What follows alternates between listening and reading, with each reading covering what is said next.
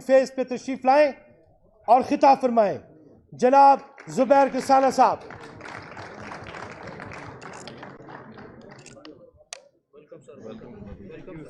Sir आइए, जैसे sir ने कहा है प्लीज आ जाइए। बिस्मिल्लाहिर्रहमानिर्रहीम। ऑनरेबल प्रेसिडियम और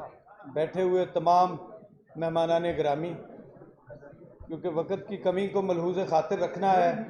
और असल बात जो है वो हमने अपने लीडरान से सुननी है।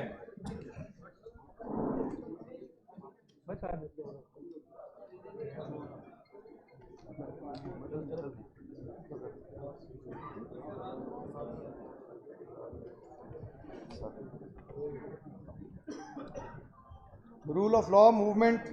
जिस तरह अभी थोड़ी देर पहले दोस्तों ने रोशनी डाली है, 16 दिसंबर 2022 को रूल ऑफ लॉ मूवमेंट का आगाज़ किया गया था इसी हॉल से, और उसके बाद 16 दिसंबर 2022 से लेके मैं अपनी दानिश में रूल ऑफ लॉ फेज़ के ऑलरेडी उसको अगर सेग्रीगेट किया जाए तो 2 फेजेस समझता हूँ। एक 16 दिसंबर 2022 से लेके 8 मई 2023 तक का फेज़ है और एक 9 मई 2023 से लेके आज तक का फेज़ है। आज अगर उसको तीसरा फेज़ कंसिडर कर लिया जाए तो शायद मेरी दानिश में वो ज़्यादा मुनासिब होगा, क्योंकि 9 मई 2023 के बाद इस मुल्क में जो फसाद बर्पा किया गया, इस मुल्क में मुख्तलिफ बहाने बनाकर, यार अगर 2 मिनट आप लोग ठहर जाएं तो मेहरबानी आपकी। 9 मई 2023 के बाद इस मुल्क में जो फसाद बर्पा किया गया और 9 मई का बहाना बनाकर जिस तरह से एक शख्स को और एक पार्टी को, इस मुल्क के अवाम को, इस मुल्क के असल जो स्टेक होल्डर्स हैं, जिस तरह से उन्हें निशाने इबरत बनाने की कोशिश की गई, जिस तरह से उनके साथ जो नारवा सलूक रखा गया, वो सारी दुनिया ने देखा और पूरी कौम ने उस जबर को, वो था ना, परवीन शाकिर ने कहा था कि वो हम नहीं जिन्हें सहना ये जबर आ जाता,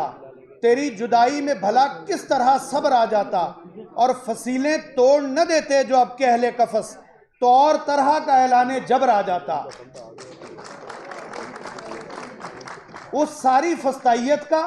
अमरीकी गुलामों की उस गुंडागर्दी का, उस रियासती दहशत गर्दी का कौम ने जिस बेसब्री के साथ इंतज़ार करने के बाद 8 फरवरी 2024 को जिस तरीके से जवाब दिया, गुजारिश ये है कि इन्हें समझ आ जानी चाहिए थी। इस मुल्क के साथ जिन लोगों ने खिलवाड़ किया है, इस मुल्क के साथ जिन लोगों ने ये सारा खेल बपा किया, उनको हम ये समझते थे कि 8 फरवरी 2024 को समझ आ जानी चाहिए थी, लेकिन अफसोस कि उन्हें ये समझ ना आ सकी। और उन्हें जिस वक्त ये समझ ना आ सकी, 9 फरवरी 2024 को उन्होंने एक और डकैती की वारदात इस्लामी जमहूरिया पाकिस्तान और इसके जमहूर के साथ बर्पा कर दी। और उस वारदात के बाद अडयाला जेल में बैठा हुआ एक आदमी जो पूरी दुनिया में उम्मत मुसलमा का और ख़त्म नबूवत का दाई है,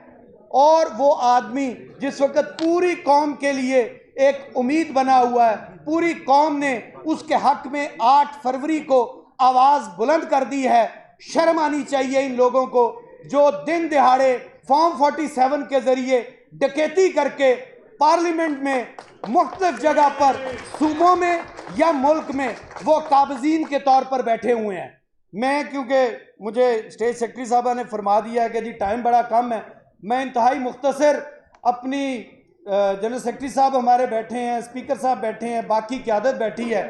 मैं इनकी मौजूदगी का फ़ायदा उठाते हुए असल जो किरदार, जो जिन्होंने इस बात में किरदार अदा किया है मुल्क को यहाँ तक पहुँचाने में, और जो ज़िम्मेदार हैं अडयाला जेल के, जो ज़िम्मेदार हैं कैदी नंबर 804 के, जो ज़िम्मेदार हैं 9 फरवरी की डकैती के, जो ज़िम्मेदार हैं 9 मई की वारदात के, मैं उनकी नज़र गुजारिश करना चाहूँगा कि इस मुल्क में जितने भी चीफ्स हैं, खा वो आर्मी के हों या यहाँ से चंद कदम दूर बैठे हुए अदलिया के हों, उनकी नज़र सिर्फ मुन्नू भाई मरहूम से माजरत के साथ अर्ज करना चाहूंगा, और सिर्फ 2 मिनट आप लोगों के दरकार होंगे, कि मुन्नू भाई ने कहा था चीफ साहब बहादुर चोरां डाकुआं कातलां कोलों चोरां डाकुआं कातलां बारे की पुछदे हो, ਇਹ ਤੁਹਾਨੂੰ ਕੀ ਦੱਸਣਗੇ, ਇਹ ਤੁਹਾਨੂੰ ਕਿਉਂ ਦੱਸਣਗੇ, ਦੱਸਣਗੇ ਤੇ ਜਿੰਜ ਵਸਦੇ ਨੇ ਕਿੰਜ ਵਸਣਗੇ। ਕਿਹੜਾ ਆਖੇ ਕਿ ਮੇਰਾ ਪੁੱਤਰ ਡਾਕੂ, ਮੇਰਾ ਭਰਾ ਕਾਤਲ, ਮੇਰੇ ਚਾਚੇ ਲੋਕਾਂ ਦੀਆਂ ਜਾਇਦਾਦਾਂ ਤੇ ਕਬਜ਼ੇ ਕੀਤੇ ਤੇ ਲੋਕਾਂ ਦੀ ਉਮਰ ਕਮਾਈ ਲੁੱਟ ਕੇ ਖਾ ਗਈ ਮੇਰੀ ਤਾਈ, ਮੇਰੇ ਫੁੱਫੜ ਟੈਕਸ ਚੁਰਾਏ ਤੇ ਮੇਰਾ ਮਾਮਾ ਚੋਰ ਸਿਪਾਹੀ। ਚੀਫ ਸਾਹਿਬ ਬਹਾਦਰ ਦਿੱਤੀ ਹੈ ਕਦੀ ਕਿਸੇ ਨੇ ਆਪਣੇ ਜੁਰਮ ਦੀ ਆਪ ਗਵਾਹੀ? ਕਿਹੜਾ ਪਾਉਂਦਾ ਆਪਣੇ ਹੱਥ ਨਾਲ ਆਪਣੇ ਗਲ ਵਿੱਚ ਮੌਤ ਦੀ ਫਾਈ? ਚੀਫ ਸਾਹਿਬ ਬਹਾਦਰ ਔਖਾ ਸੱਪ ਤੋਂ ਮਣਕਾ ਮੰਗਣਾ, ਸ਼ੇਰ ਦੇ ਮੂੰਹ ਚੋਂ ਬੋਟੀ ਖੋਣੀ, ਇੱਲਾਂ ਕੋਲੋਂ ਮਾਸ ਨਹੀਂ ਛੁੱਟਦੇ, ਹੋਣ ਦੀ ਨਹੀਂ ਅਣਹੋਣੀ। ਚੀਫ ਸਾਹਿਬ ਬਹਾਦਰ ਸਾਡੇ ਘਰ ਵਿੱਚ ਡਾਕੇ ਵੱਜੇ, ਸਾਡੇ ਵਿਹੜੇ ਲਾਸ਼ਾਂ ਵਿਛੀਆਂ, ਸਾਡੀਆਂ ਨੀਆਂ ਪੱਟੀਆਂ ਗਈਆਂ, ਸਾਡੀਆਂ ਇੱਜ਼ਤਾਂ ਲੁੱਟੀਆਂ ਗਈਆਂ। ਚੀਫ ਸਾਹਿਬ ਬਹਾਦਰ ਸਾਡੇ ਇਸ ਮੁਕੱਦਮੇ ਦੇ ਵਿੱਚ ਸਾਨੂੰ ਵੀ ਤੇ ਗਵਾਹ ਬਣਾ ਲਓ, ਦਰਦਾਂ ਕੋਲੋਂ ਲਓ ਸ਼ਹਾਦਤ, ਜ਼ਖਮਾਂ ਤੋਂ ਤਸਦੀਕ ਕਰਾ ਲਓ। ਚੀਫ ਸਾਹਿਬ ਬਹਾਦਰ ਸਾਡੇ ਇਸ ਮੁਕੱਦਮੇ ਦੇ ਵਿੱਚ ਸਾਨੂੰ ਵੀ ਤੇ ਗਵਾਹ ਬਣਾ ਲਓ। ਆਜ਼ਾਦੀ ਦੀ ਪਹਿਲੀ ਫਜਰ ਤੋਂ ਲੈ ਕੇ ਹੁਣ ਤੱਕ ਇਸ ਧਰਤੀ ਤੇ ਡੁੱਲੇ ਹੋਏ ਸਾਰੇ ਲਹੂ ਦੀ ਕਸਮ ਚੁਕਾ ਲਓ, ਜੋ ਬੋਲਾਂਗੇ ਸੱਚ ਬੋਲਾਂਗੇ, ਜੋ ਖੋਲਾਂਗੇ ਸੱਚ ਖੋਲਾਂਗੇ, ਸੱਚ ਦੇ ਬਾਝ ਨਾ ਕੁਝ ਬੋਲਾਂਗੇ। ਚੀਫ ਸਾਹਿਬ ਬਹਾਦਰ ਚੋਰਾਂ ਡਾਕੂਆਂ ਕਾਤਲਾਂ ਕੋਲੋਂ ਕੀ ਪੁੱਛਦੇ ਹੋ?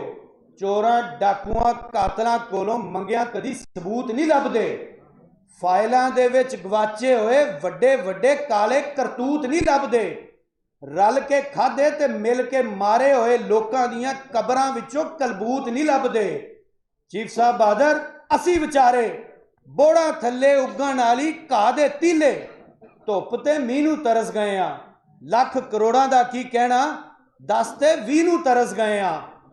ਚੀਫ ਸਾਹਿਬ ਬਹਾਦਰ ਵੈਸੇ ਪਤਾ ਤੁਹਾਨੂੰ ਵੀ ਤੇ ਹੋਣਾ ਹੈ ਕਿ 20 ਕਨਾਲਾਂ ਦੀ ਕੋਠੀ ਦੇ ਵਿੱਚ 5 ਪੰਜਾਰੋ 40 ਕੁੱਤੇ 10 ਨੌਕਰ 20 ਕਨੀਜ਼ਾਂ ਕਿੱਥੋਂ ਆਈਆਂ? ਚੀਫ ਸਾਹਿਬ ਬਹਾਦਰ ਇਹ ਪਰਮਿਟ ਕਿੱਥੋਂ ਆਏ, ਲੀਜ਼ਾਂ ਕਿੱਥੋਂ ਆਈਆਂ, ਕਿੱਥੇ ਲੱਗੀਆਂ ਇਹ ਟਕਸਾਲਾਂ? ਚੀਫ ਸਾਹਿਬ ਬਹਾਦਰ ਤੁਹਾਡੇ ਇਸ ਚਾਦਰ ਚਾਰ ਦੀਵਾਰੀ ਦੇ ਰਾਜ ਤੋਂ ਪਹਿਲਾਂ ਸ਼ਹਿਰ ਦੀਆਂ ਗਲੀਆਂ ਦੇ ਵਿੱਚ ਸੁੱਖ ਦੀ ਨੀਂਦਰ ਮਿੱਠੀ ਚਾਦਰ ਤਾਣ ਕੇ ਸੌਂਦੇ ਸਾਂ, ਤੇ ਹੁਣ ਘਰ ਦੇ ਅੰਦਰ ਬਹਿ ਕੇ ਬੂਹਿਆਂ ਨੂੰ ਜੰਦਰੇ ਮਾਰ ਕੇ ਸਾਰੀ ਰਾਤ ਜਾਗਦੇ ਰਹਿੰਦੇ ਆ। ਚੀਫ ਸਾਹਿਬ ਬਹਾਦਰ ਸਾਨੂੰ ਸਾਡੇ ਖਾਬ ਦਵਾ ਦਿਓ, ਜੇਕਰ ਸਾਨੂੰ ਸਾਡੇ ਖਾਬ ਦਵਾ ਨਹੀਂ ਸਕਦੇ ਸਾਨੂੰ ਸਾਡੀ ਨੀਂਦਰ ਲੈ ਦਿਓ, ਅਸੀਂ ਵੀ ਇਸ ਮੁਲਕ 'ਚ ਆਪਣੇ ਬੱਚਿਆਂ ਵਾਸਤੇ ਕੁਝ ਛੱਡ ਕੇ ਜਾਣਾ ਚਾਹੁੰਦੇ ਹਾਂ। ਬਹੁਤ ਸ਼ੁਕਰੀਆ।